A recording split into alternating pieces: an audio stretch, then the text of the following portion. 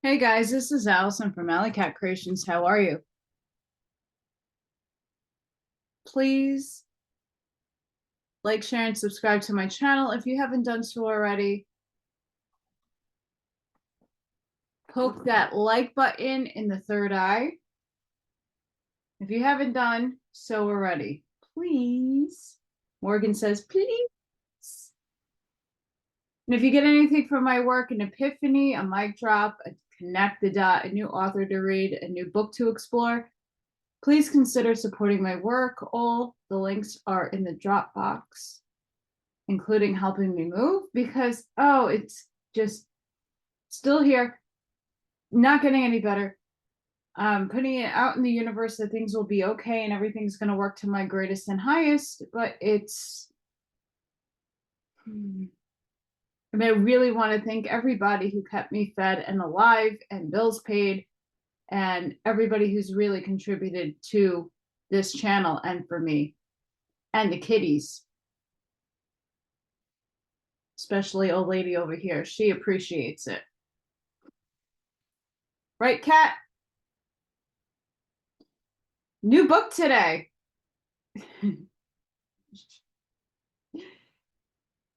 New book today. Since we finished the Rainbow Masters, and it's very appropriate what's going on in the world today. Coming World Changes by my favorite, very favorite writers. It's the teaching of the the order of Christian mystics. And again, one of my favorite authors,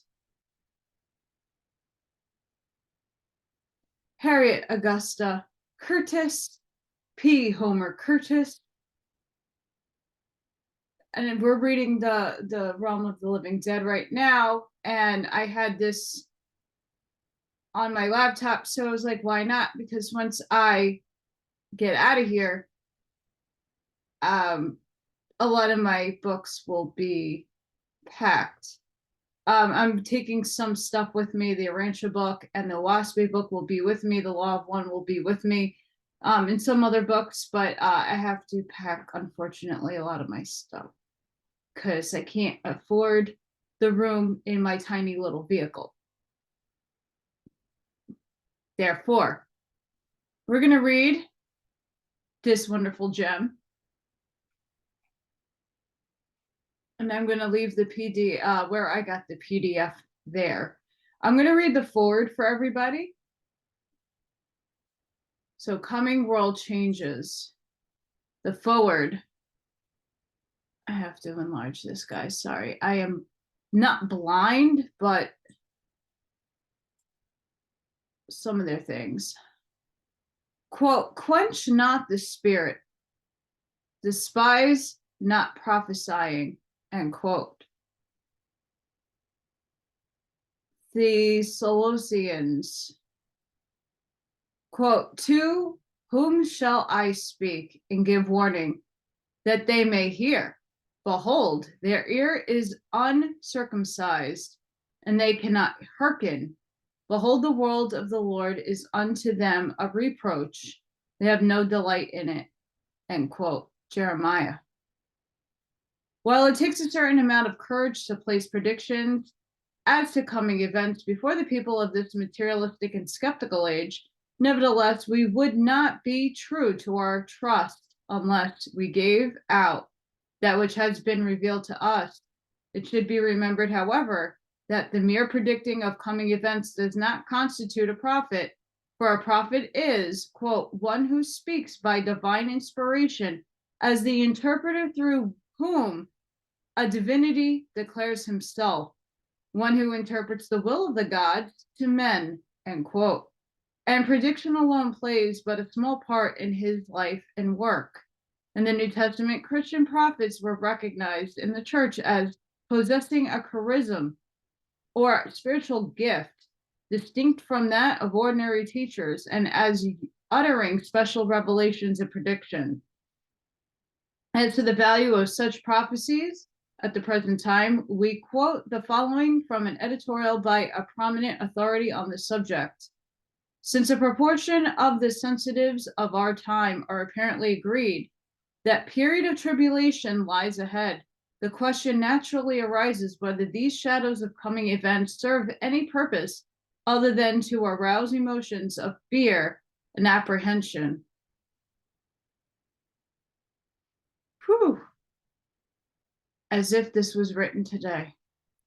My own impression, for what it is worth, is that such foreshadowing has a definite value, as have those premonitory dreams to which certain individuals are liable. They afford at least an opportunity of mitigating the severity of the coming shock, and in some instances actually offer a means of avoiding the threatening crash. Oh boy. Much, of course, depends upon the nature of the foreshadowed crisis, whether the circumstances admit of the intervention of the free and unfettered will of the individual or individuals concerned. It is frequently possible at the critical moment to entirely avert the disaster.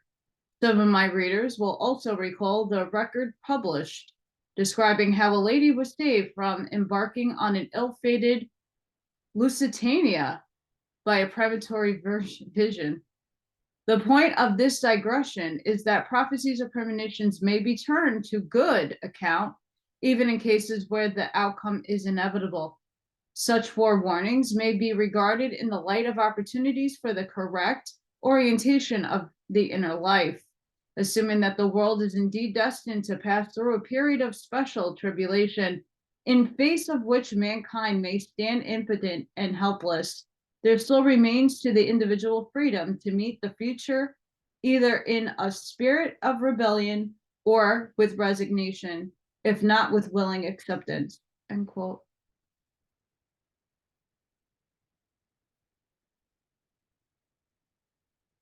What is going on in our world today? This is like touching every key point. Jeez. Our objection in presenting this volume to the public is not, as one mistaken reader expressed it, quote, to scare people into being good, as they used to do with the doctrine of hell fire, end quote, but to arouse them to the importance of uniting on a definite method by which the coming disasters could be minimized and the day of tribulation be shortened.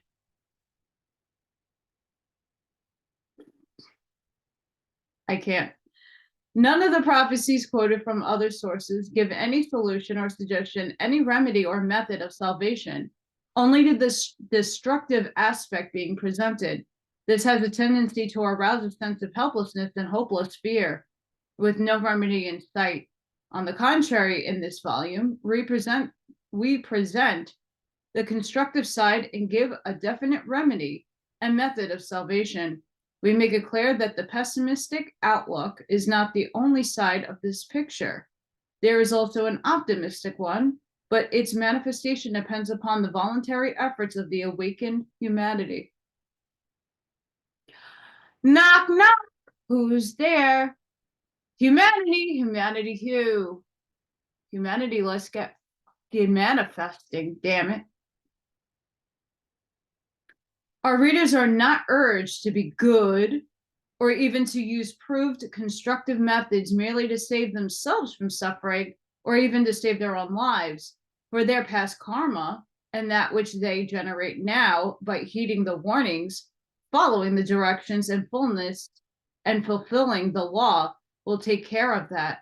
But they are urged to act not from personal and selfish motives, but from impersonal and unselfish motives. Amish mindset.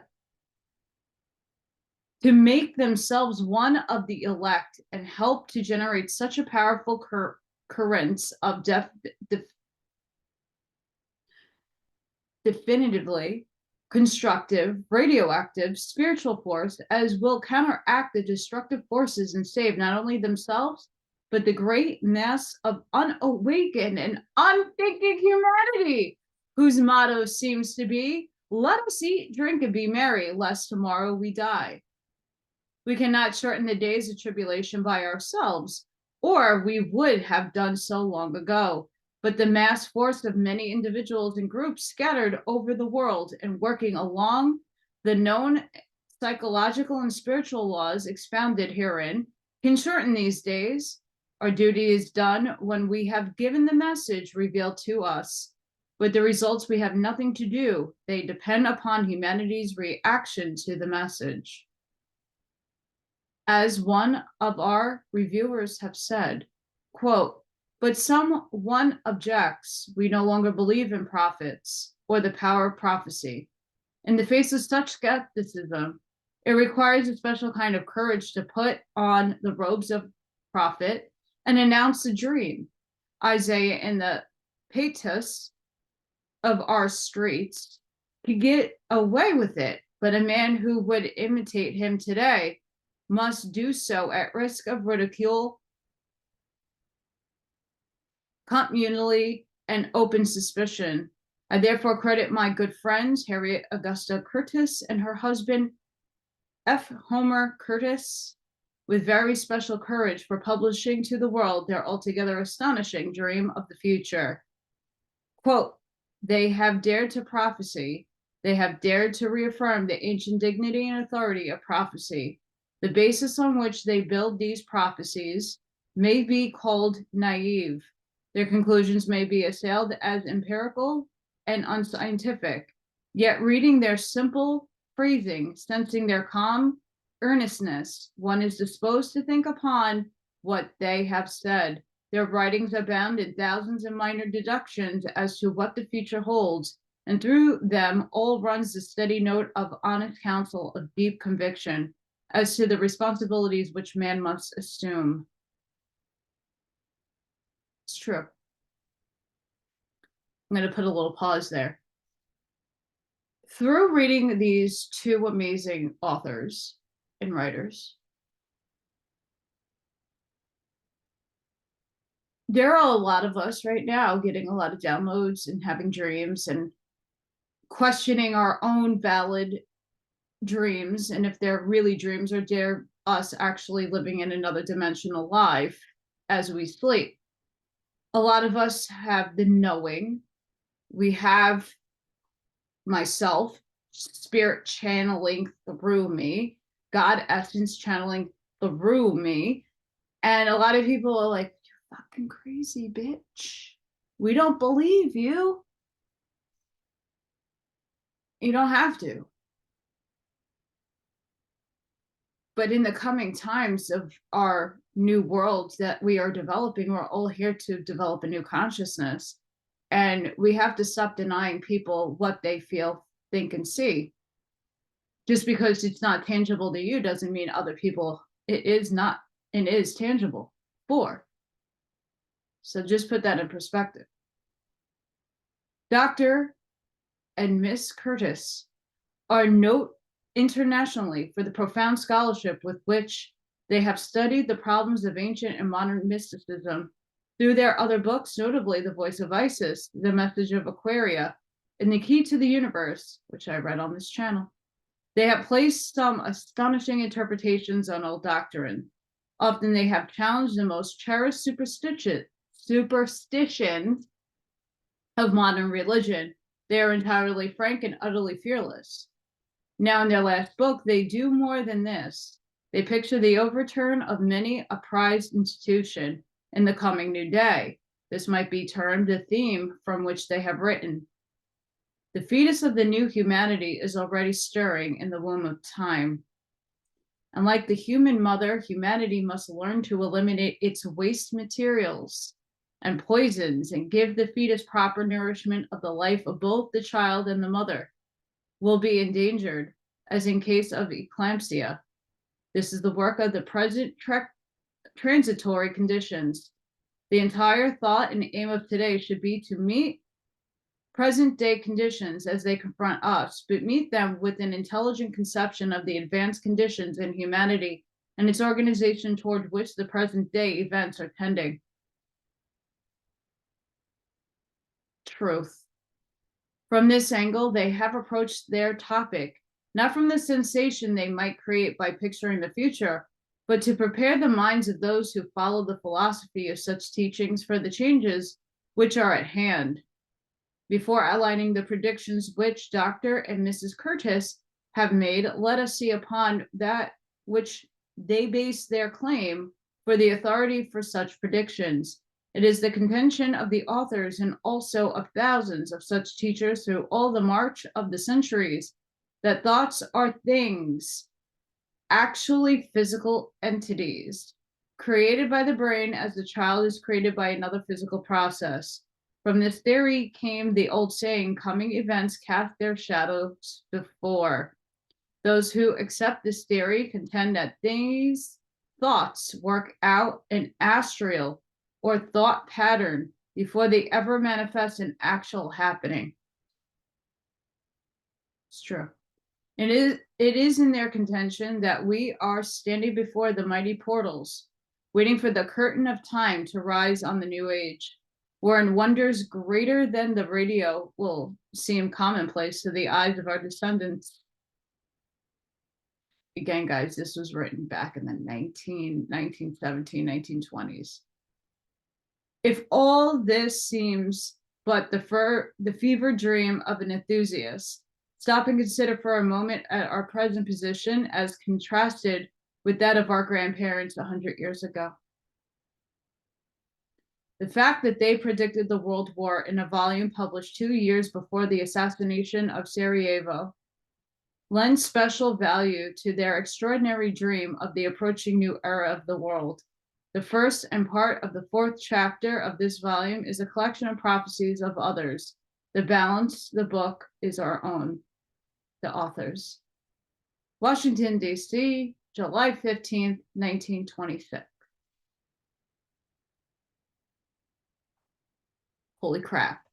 Coming world changes. Gosh, guys, this is going to be good. Chapter 1, the prophecies. Quote, there shall be great tribulation, such as was not since the beginning of the world to this time. End quote. St. Matthew. Quote, God is our refuge and strength, a very present help in trouble. Therefore will we not fear, though the earth be removed, and through the mountains be carried into the midst of the sea. End quote. Psalms 1:2. Quote, beloved of Christ, keep your star shining bright out through the darkness of earth's dreary night. Mid toil and confusion of battle and strife, send your message of love. It is life. Harriette, Augusta Curtis in Realms of the Dead, Living Dead. I don't think we got there yet. The many prophecies as to impending disasters of cataclysmic proportions, which have been given out from various sources in recent years, have focused on this subject, the attention of large groups of thoughtful persons who give serious consideration to the many remarkable signs of the times in which we are living. And in answer to the question of our students in many parts of the world as to the teachings of the order of Christian mystics on the subject, we will try to explain the scientific and philosophical principles underlying cataclysmic phenomena. Oh boy. While we do not wish to be classed as calamity prophets, crying disaster and offering no hope or remedy, for we here present a definite remedy. Nevertheless, we consider it our duty to do all we can to warn humanity that unless the practical failure of the Locarno Treaty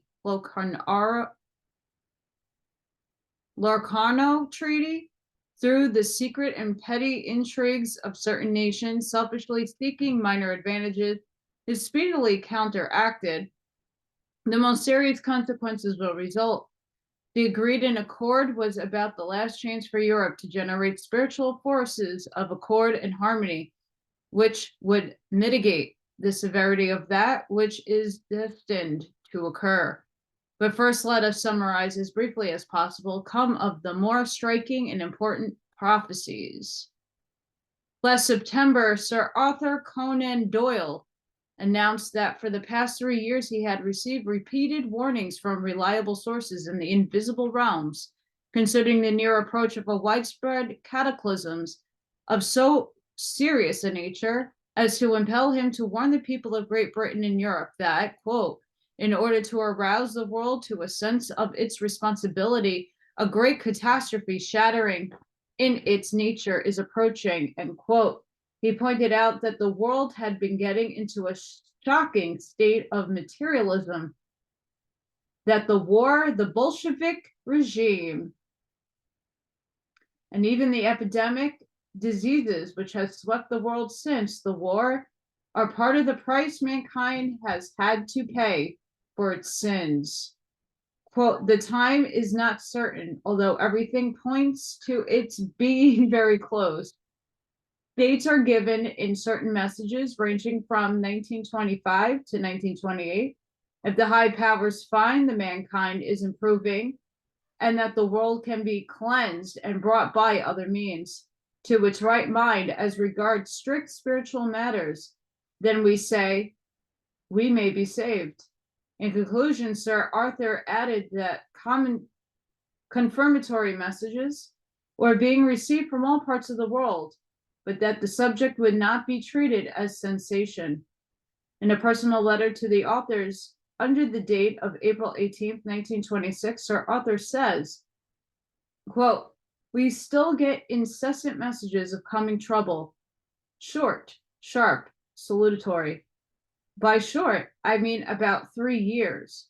Always, it is to end in a great psychic demonstration corresponding with the second coming, which will show the world how mad it has been in its stupid and obstinate rejection of the advances from the higher world. Each nation will suffer according to the extent of that rejection, and the elect, whom you quote, will be those who have worked for this cause. For the hour of tribulation, nations will realize that they owe to those who have obscured the light. But when it is occurred beyond a general sense or nearness, or how far some spiritual change in us may modify or even stop it, is more than I can say. My impression is that, too, far gone for that. I have about 100,000 words of detail. Oh my. On November 25th, 1922, Mary Forbes, a prophetess of Boston, who has spent most of her life in India studying Oriental mysticism and who gained widespread attention by her accurate prophecy of the World War 2 years before it began, predicted a great war by the Orient against the Occident. The East will win. Violent earthquakes will destroy most of Europe, except parts of France and Russia. A new continent will arise in the Pacific. Terror-stricken by prophecies of the world's end in 1926 made by Enoch, prophet of the Mexican people in Nogales, Sonora, hundreds of residents in Mexican border town today began religious preparations for the end. Enoch said the coming year would be a succession of tremors over the earth. Cities will be leveled and loss of life will be tremendous, he predicted. As the earthquake subsided, he prophesied a terrible heat will settle upon the earth and dry places will ignite. Showing that such prophecies are not confined to the prophets of the Western world, we find a similar prophecy coming from far off of China. These Chinese throughout the Philippines are busy building rafts on which to escape from a world catastrophe, prophecies of which we rouse a panic that is seriously affecting business. The Society for the Unification of the World's Religions, Shengtu, Sichuan, China, announces first a great earthquake spreading to all the lands at that same time. Second, a great eclipse affecting both sun and moon. Third, a vast flood causing by overflowing of the ocean. Fourth, a violent vibration in the air 1,000 times louder than any thunder. Fifth, some stars becoming cracked and pieces falling upon the earth. 6, numerous angels descending to earth. These prophecies are printed in Chinese characters on thin tissue paper and caused great alarm.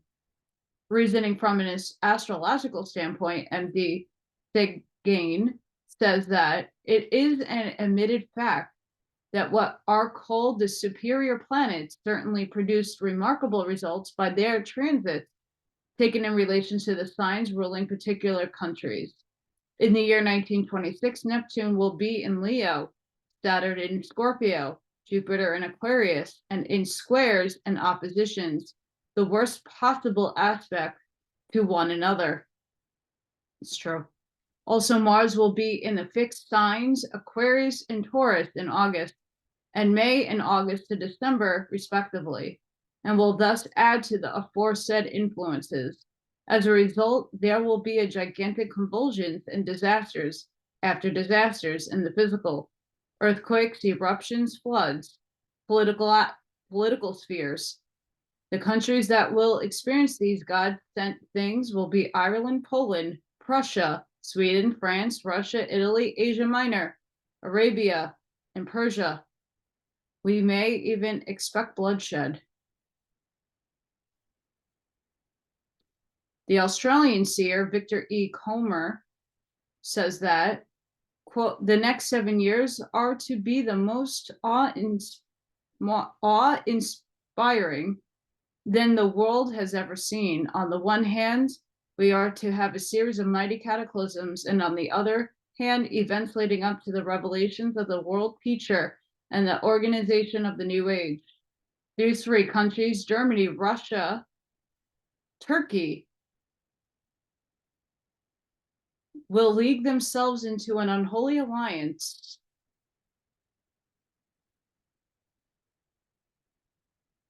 Interesting. About July 1926, and shortly afterwards, a new world war will begin.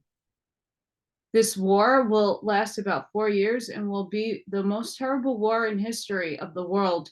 Germany is now perfecting the death ray so that she maketh fire to come down from heaven on the earth in the sight of men, indicating the nature of the next war, an aerial campaign. The pyramid measures undoubtedly answer to the various epochs of our history. And not only is the first low passage an exact measure of the last Great War at the rate of 1 inch per month, but the next and final low passage in the approach to the King's Chamber is an exact demarcation of time limits of the next and final Great War, which is called Armageddon, followed by the Great Desolation or earthquake. According to old measure now in use, this period begins at the end of July 1926. It is the new measure which fulfills the prophecy concerning the shortening of times of tribulation.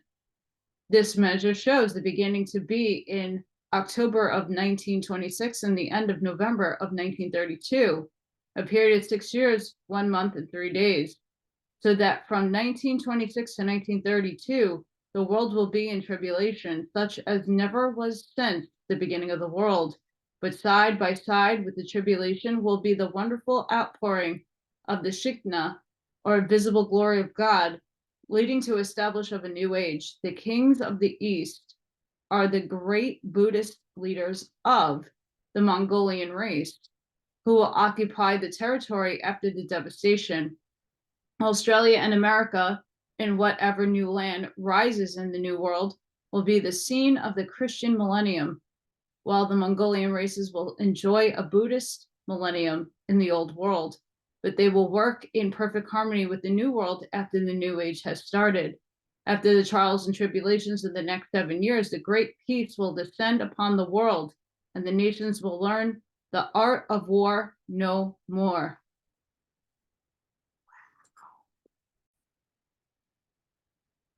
Quote, the means by which the world teacher will be revealed to the world will be by a remarkable outpouring of spiritual magnetism which will surround him with a pranic sea, which will appear like a flaming fire to the visions of those who look upon him. From the moment that this remarkable and wonderful manifestation takes place, the organization of the new age will go on by leaps and bounds. The whole world will be astonished at the mighty series of events which will take place. On the one hand, there will be a mighty war raging. On the other hand, the events leading to the organization of new age. A profound student of the pyramid measurements, Mr. W.H.F. Hunsdeen claims that the Great Tribulation is indicated in the Great Pyramid to occur in 1928 AD. End quote.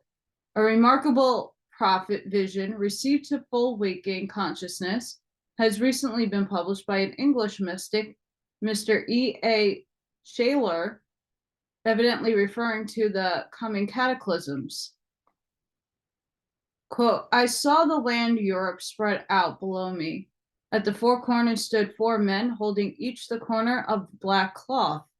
Now a wind came from the east, causing the cloth to billow and shake. Then I asked one of the men, what is the meaning of the cloth? And he said, it is the shadow of those things about to come upon the earth. Then the four men lowered the cloth, and it covered all the land. The wind now blew with violence, and there was a great shaking with clamor and confusion, and the cloth became soaked with blood. Then I asked the man, why are these things done? And he answered me, because those things which hinder are about to be removed. And I said, what are the things which are to be removed?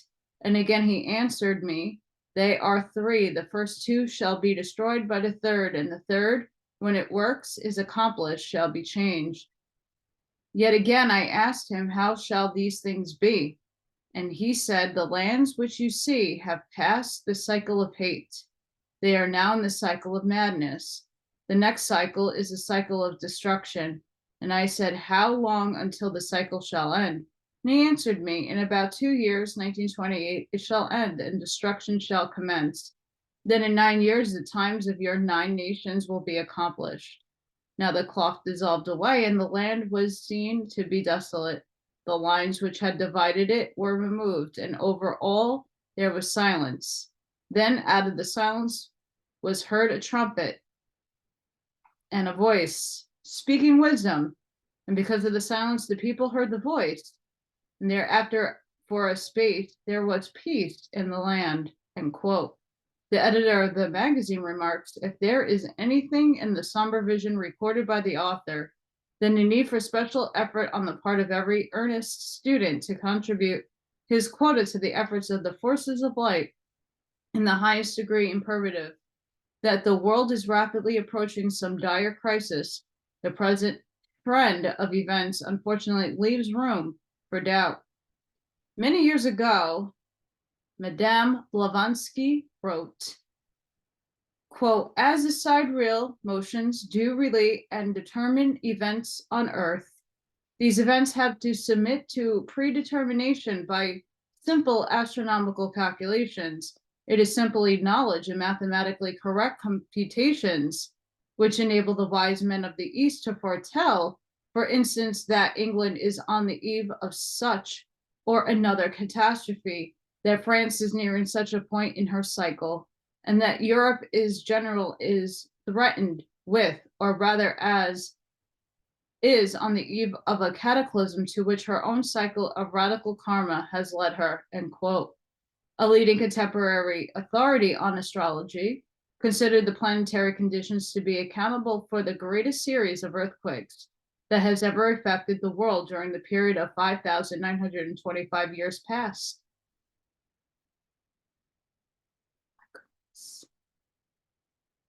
That's crazy.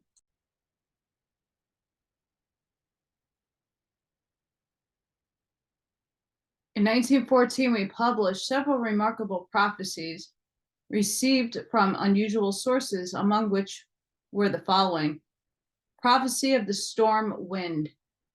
I am the spirit of the storm wind that blows the waves, that changes the day to night, that saddens the world and lets the rain from the mighty deep pour over the darkened earth until it is engulfed. Blow, blow, blow, ye winds, blow from the west, blow from the north. Let the ocean find itself a new bed. What is so beautiful as the breakers on the shore? The Undine's prophecy. The more remarkable became because given in June 1914. The water shall cleanse the earth. The dead and dying, both alike, are carried away by the beautiful clear waters of the ocean. The implements of death, misery, suffering are all washed away, and the beautiful waters of the ocean with the sunlight on them are moving so calm and so sweet and clean.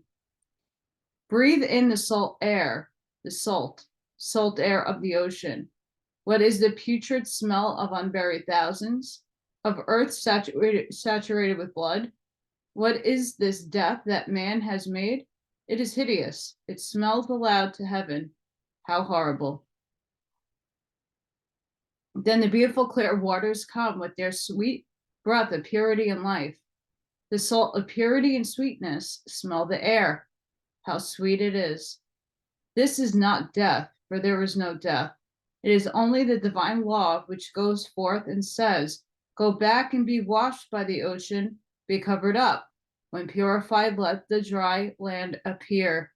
All this land will be filled with forces, little seeds of love and life that have been purified by the waters, and they draw to themselves other forces, and out of these little flames of life try to embody themselves in trees and grass and flowers. They grow stronger and embody themselves in something else. After a long, long time, God says to man, go and dwell on the new land I have made for you. Then man comes and finds all things growing, and God says, these are the things you have made. I have sent my ocean to wash away the wickedness you created by your thoughts, but in your spirit the divine life centered and has brought forth. Wow. The spirit of the ocean waves. Onward, onward we go. The ocean is king. The ocean is king. Down, down, O land, underneath the waves. A new day, a new place to play. Ye nymphs of the caves. Man, puny creature, is gone, and the land where he dwelt and made his proud boast, where is it now? Under the waves and over it the dolphins dance and play all day. O puny man, where is your kingdom? Would you keep back the great deep? Ha ha! Onward, onward, over the land. Now it is gone. The spray dashes high, and the beautiful sun shines through the depths and makes mirage of diamonds and pearls. They are not tears, but pearls, pearls of joy, joy, joy. While the dolphins dance and play, for the land is gone, is gone, is gone.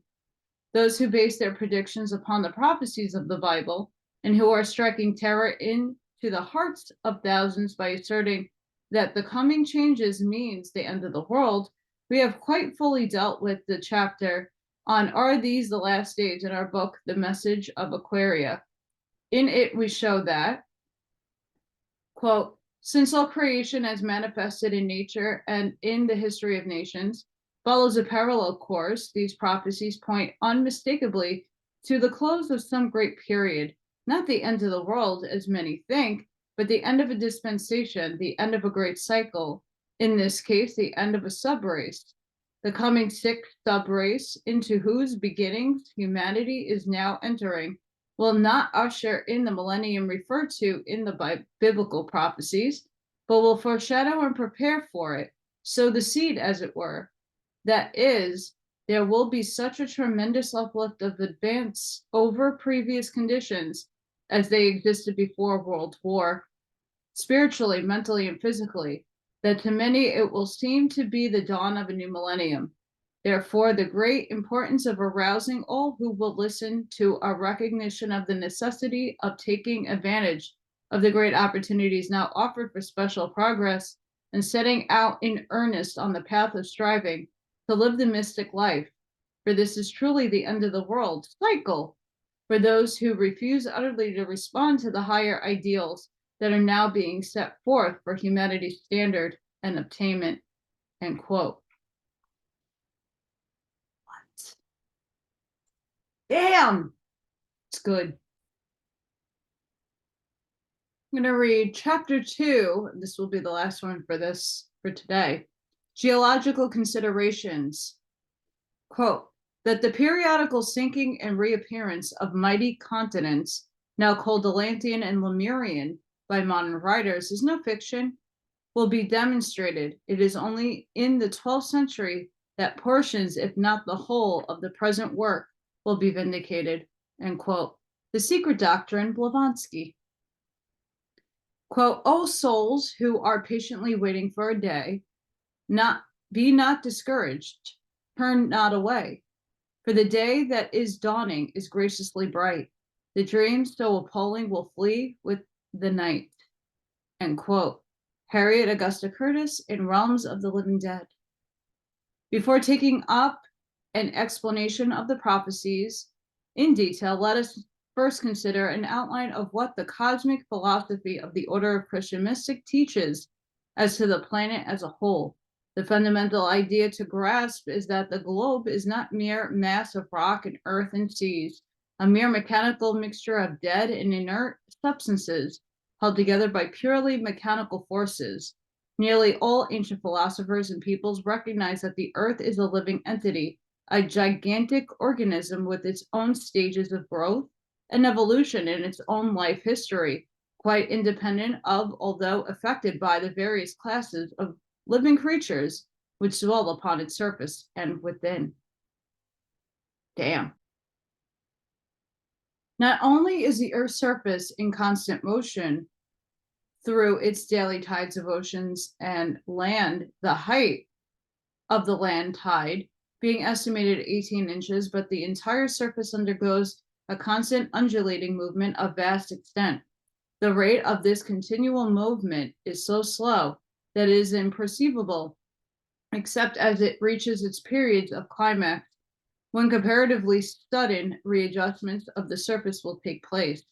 Ultimately, this vast undulation successively raises and submerges whole continents and peoples, such as the submergence of the Hyperborean continent and the second great race, the Lemurian continent, and the third race, the Atlantean continent, and the fourth race. Geologists recognize this cyclical evolution and submersion of the continents in the character of the stratified rock, with their various types of fossils, and such discoveries as the remains of tropical vegetation in Greenland and what are now the polar regions. The point to keep in mind is that while such changes in the arrangement of the Earth's surface are cyclical, periodical, and inevitable, by taking proper measure and by heeding the prophecies of their enlightened seers, mankind can accommodate itself to such changes without serious disasters. The vital point is that while these changes are ultimately inevitable, they can take place gradually and harmoniously, giving mankind time to adapt itself to them without too great loss if they will obey their seers, or they can take place rapidly and destructively according as the vibration of harmony and cooperation, or the vibration of inharmony, antagonism, and evil is the keynote sound by mankind as a whole.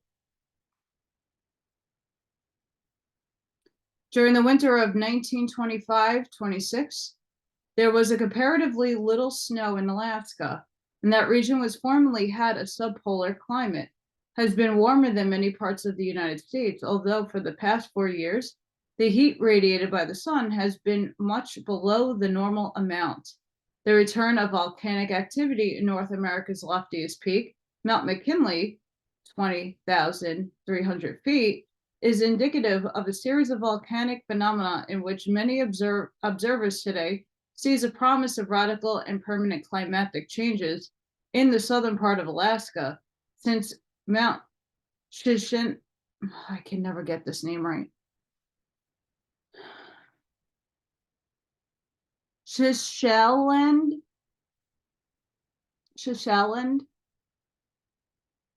not going to come out of me, guys. In the Altuians. Again, guys, mouth doesn't work.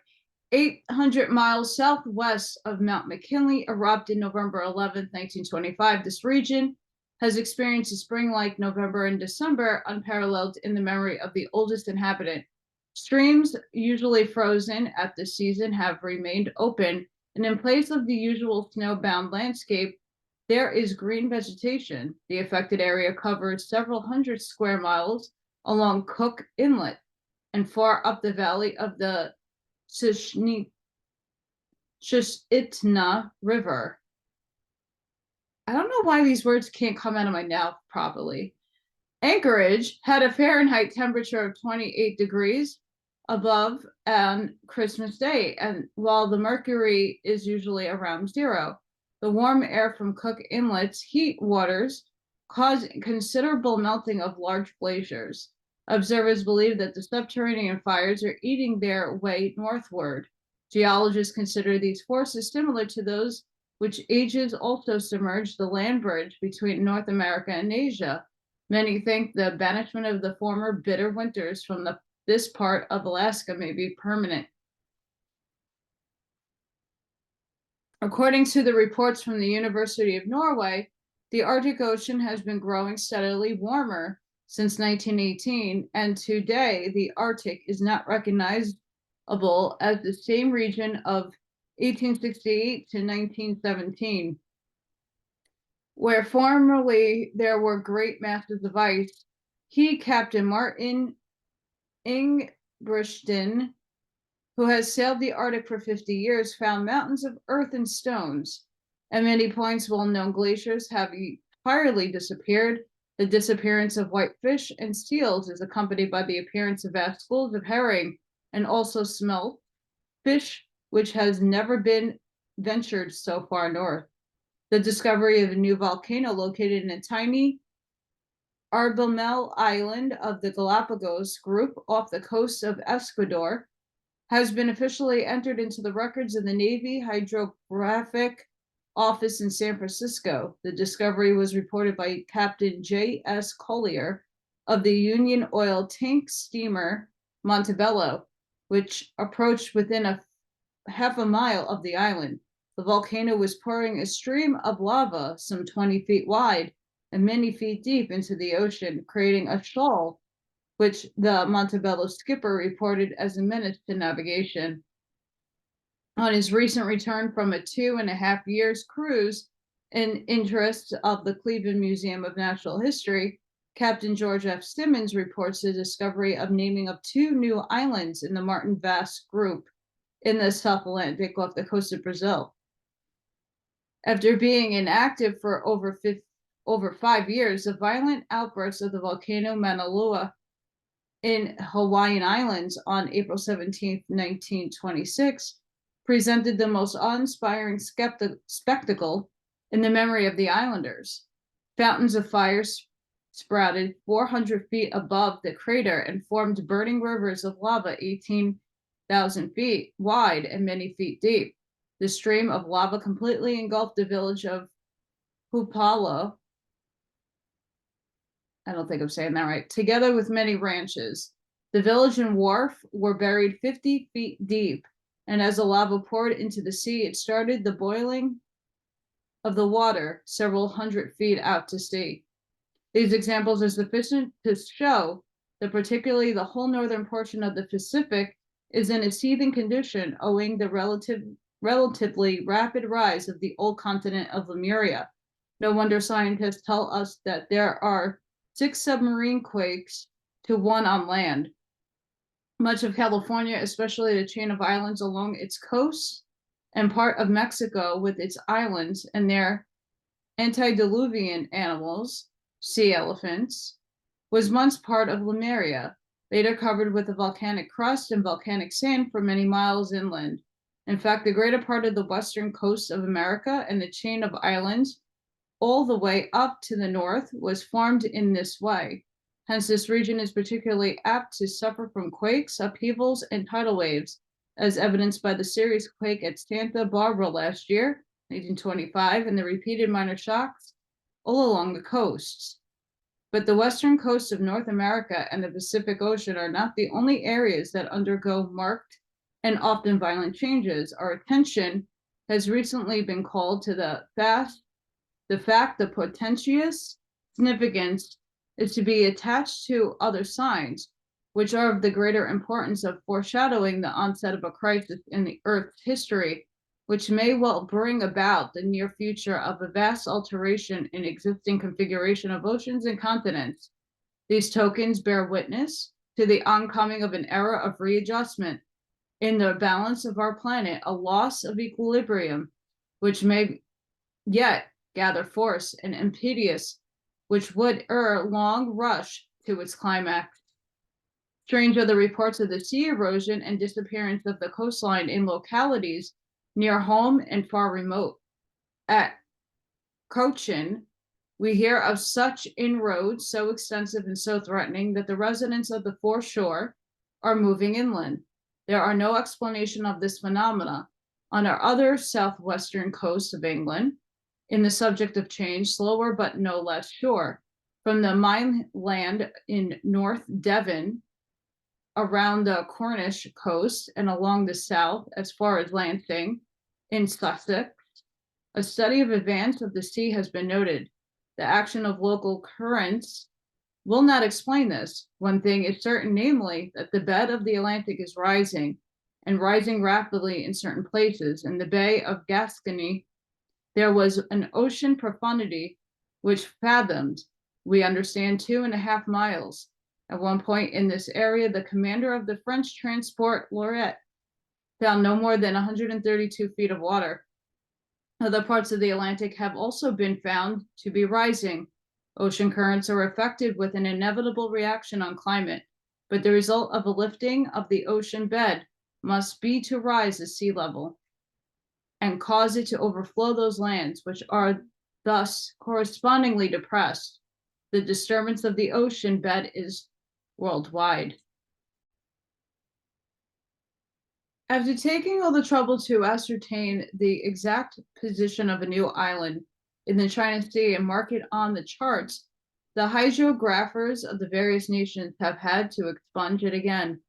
Islands which are on the tops of submarine mountains frequently appear and disappear. This mountain was the largest of several thrown up during the recent Japanese earthquake. When it was apparently firmly set and vegetation commenced to grow on it, one of the most notorious of the Chinese pirates, known as Mala Darlak, settled on it, and with his band of desperadoes, then one day they saw that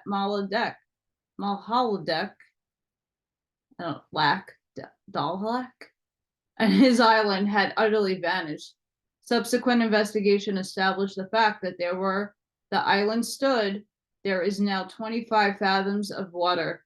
The rising of the Atlantic bed in one of the most vast and important of the changes in the Earth's surface. It was discovered when the Eastern Cable Company's cable between Cape Town and St. Helena broke some 800 miles north of the Cape. The repair ship, instead of finding it at the depth it was laid in 1899 of 2,700 fathoms, or just over 3 miles, picked it up only at a little more than 3/4 of a mile deep. Therefore, the ocean bed must have risen more than 2 miles within the last 25 years. Interesting. As a result of purely scientific investigations, we may mention an article published in 1922 by Dr. Milton A. Nobles, a noted geologist and authority on earthquakes and volcanoes, in which he predicted a series of disasters in an earthquake belt, embracing the exact spots where most of the large earthquakes and volcanic eruptions occurred in the year of 1923 following. In 1923, Dr. Nobles published a map in which he outlined a belt extending around the globe, which embraced most of the world's active volcanoes and which he predicted would be the scene of a great cataclysm changes during the next 10 years. 1923 through 33. In our prophecy from the one called the King of the World, given in December 1922, it was stated that owing to volcanic activity and the tilting of the axis of Earth, vast and cataclysmic changes were to take place in the comparatively near future, which would entirely rearrange the land surface of the globe. Mr. Noble's article predicts the beginning of these changes, showing that we are not the only ones to sense the coming changes, and also showing that these predictions are not mere fanatical dreams of impractical visionaries, but have a sound scientific base. To quote from Mr. Noble's article, quote, Southwestern Europe and the Near East of Asia are being undermined like a section of cream puff under internal pressure. This corner of the world will soon be ready to sink and make room for the surrounding waters to rush in. Italy, Bulgaria, Turkey, Arabia, and Persia are in the area destined to be covered before long by a new ocean, dotted by a few islands that once were mountain peaks. When this internal heat has blown a large abscess under the cold surface of the Earth, the top crust will crack, as it has done on a titanic scale 3 times in the past 5,000 years. And the map makers will need to get busy redesigning their charts.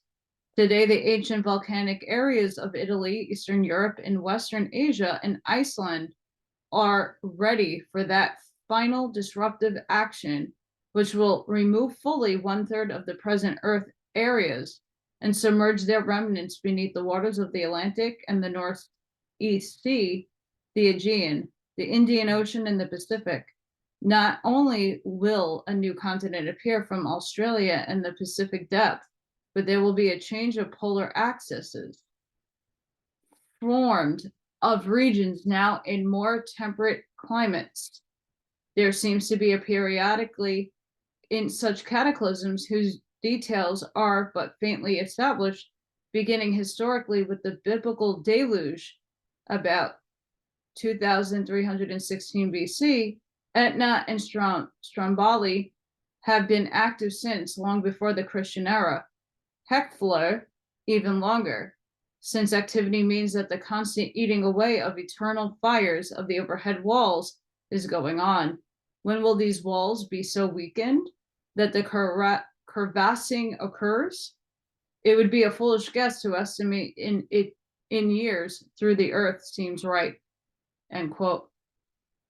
The continental changes referred to above sometimes require thousands of years for the great cycle of their complete readjustment, but at every sub-cycle, minor changes occur, which, while relatively local, nevertheless are cataclysmic to the people inhabiting the affected regions.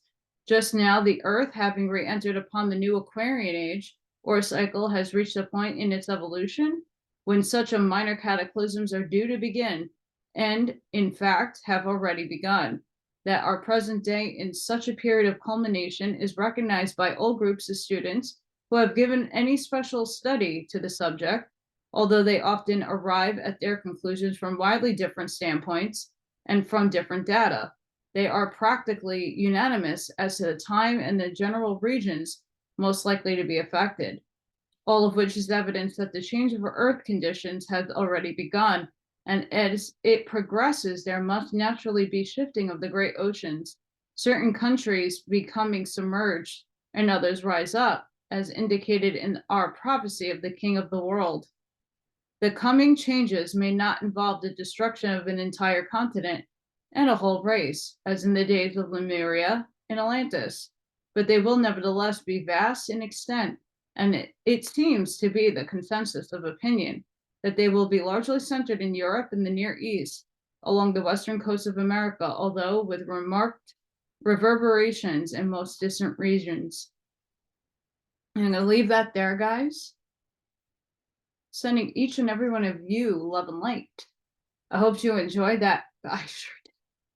I can't wait to dig in more to this book. It already seems incredible. And this stuff is already happening, and some of this stuff is also foretold in the Keys of Enoch.